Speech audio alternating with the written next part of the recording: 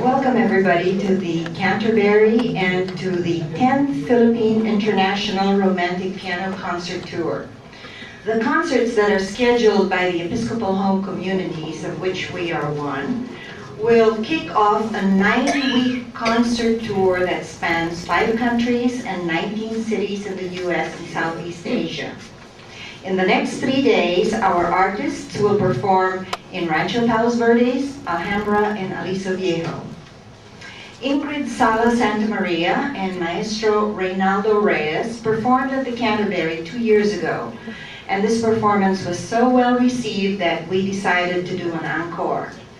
In the past 10 years, traveling cross-country by land, sea, and air in Southeast Asia as well as other countries, crisscrossing miles of country roads, Ingrid and Ray, as he is known to his friends, have brought the essence of their art to many audiences worldwide. Literally more breathtaking is the frenetic pace that Ingrid and Ray have set up for 9 weeks for the 10th Philippine International Concert Tour. That begins today with this performance and ends on August 21st. This 10-year relationship between kindred spirits whose passion for music blossomed into an obsession to educate and a compulsive mission to reach out to many people through their art has put Ingrid and Ray on the track they now find themselves in. What you will be experiencing today is the result of many years of hard work and dedication. Maestro Reyes was and still is Ingrid's teacher and mentor. He still teaches piano at Towson University in Maryland. He arrived yesterday and will be performing the orchestra portion of the concerts for which Ingrid will be playing the solo part. When I met Ingrid in the Philippines last year, she had just concluded a tour but was on her way to Bangkok for a 3-month stay to learn and master Rachmaninoff's Third Concerto, one of the most difficult and challenging pieces for all concert pianists. In an apartment of a doctor friend, Ingrid devoted 10 and 12-hour days, mastering this pinnacle of all concert performances.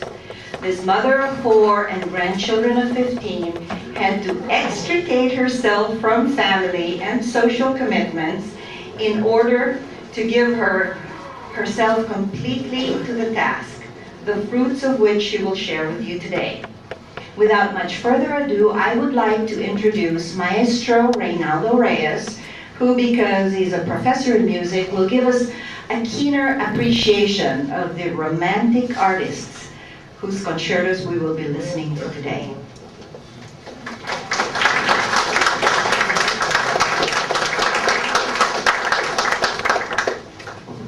Good afternoon, ladies and gentlemen. I guess you're asking why we are sacrificing ourselves doing this, but actually we are like missionaries. The two of us are missionaries through music. And this is because I've been studying about the effects of classical music to everybody. Maybe you have heard how music affects pregnant women, children, students, anybody, and the elderly, of course, the handicapped, retarded, disabled, and autistic children, when they use classical music to help them.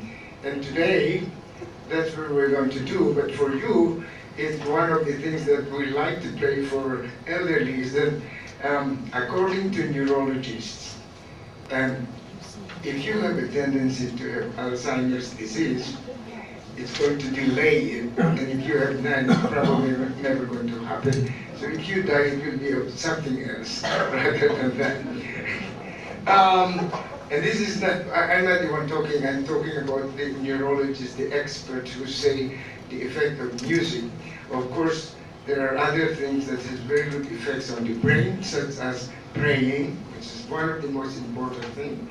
If you pray, it's almost the same as like listening to music.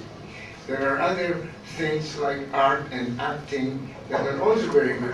I'm not going to talk about that because I'm not an actor, but I know that they are also very effective for the brain. So that's what we are doing. It's really just to stimulate your brain. And at the end of the concert, you become the most important part of our concert because we will entertain any questions that you have. So, without further ado, we're going to go to the concert part. Just prepare while we play. Maybe your brain is going to make up questions, and that will be at the end of the concert. We're going to be playing concertos of the Romantic period. And all the composers that we are performing today are the composers who were born between 1800 and 1900, which is in classical music called the Romantic period. We're going to give you some examples of what's called a movement. A movement is really a section of a concerto, the first movement, second movement, third movement.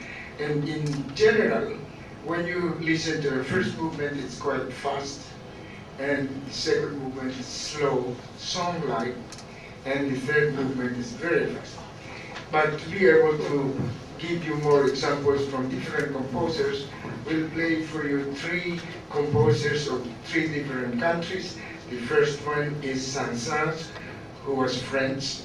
The next one is Chopin, who was Polish. And the next one is Mendelssohn, who was German. So you will hear 3 different nationalities writing in the Romantic style. Saint-Saëns Concerto number 2 is very, very famous because it's so odd of all concertos. Instead of the first movement being very fast, it's slow. So I just said that the first movement is usually fast, but in this case, it's fast in some parts, but mostly very slow. The next movement, which is by Chopin, is a typical second movement concerto, which second movement of a concerto, which is slow. And the third one by Mendelssohn is a typical third movement, which is very rapid and very brilliant. So here's the first one, Saint-Saëns. I'll introduce to you my partner, Ingrid Santamaria, who will play the solo part, and I will be the orchestra. Now, of course, I'll be reading my music because I'm orchestra, and I'm trying to imitate an orchestra with 10 fingers, so you know already it's going to be very difficult, but since we cannot afford an orchestra, you just get a second piano.